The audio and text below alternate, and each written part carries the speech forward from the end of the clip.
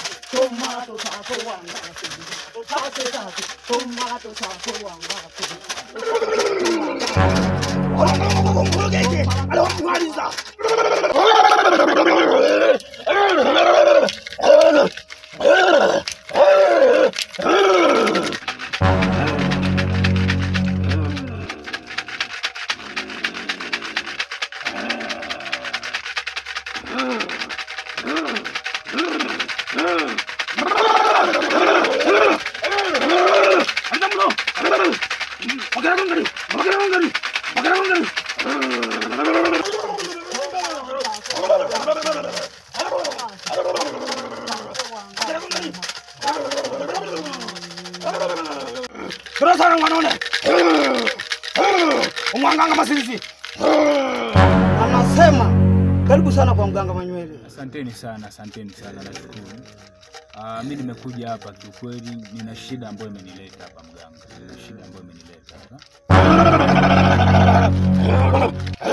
Ni maana gani shida yako? Anasema ameshajua shida yako.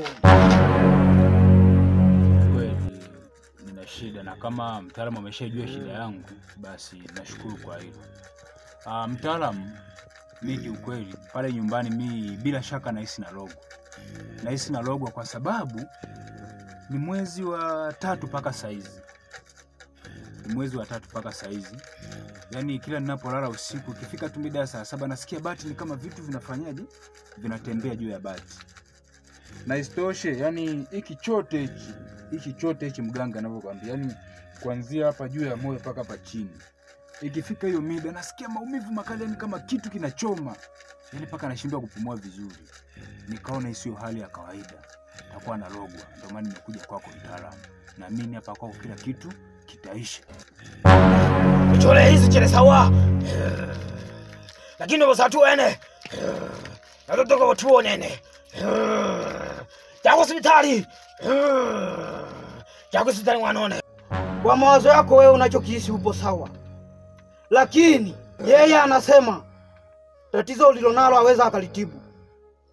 Tiba yake inapatikana hospitali. Yani anayemaanisha kile wanone. Wanavimbe wanone. Ndio watu wanone.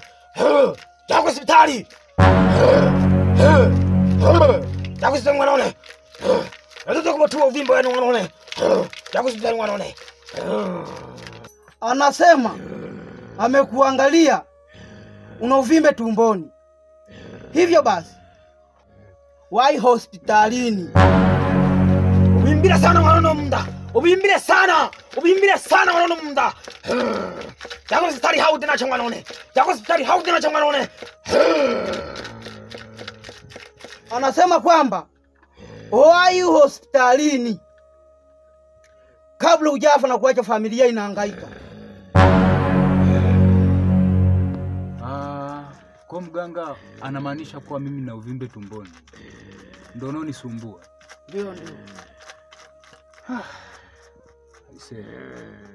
Kwanza nimpe hongera kwa sana mganga, kwa sababu ni waganga wachache sana wenye kuambia wagonjwa wao matatizo yao. Angekuwa mganga mwingine hapa huenda labda angeniambia nilete kuku au nilete pesa. ili anufaike na familia yake. Lakini nimshukuru sana mganga kwa kuniambia ukweli. Kama waganga wengine wangekuwa kama mganga wewe, basi tusingekuwa tunapoteza watu wengi sana. Kuna mtu anakuja labda na malaria, mganga anamwambia kwamba umetupiwa majini. Unakuta mtu anafariki kwa sababu ya malaria, ili mganga anakuwa amefaidika na mambo yake mwenyewe. Kwamba mganga mwambie asante sana na nashukuru, ngoja niende hospitali. Asanteni sana jamani. Karibu sana.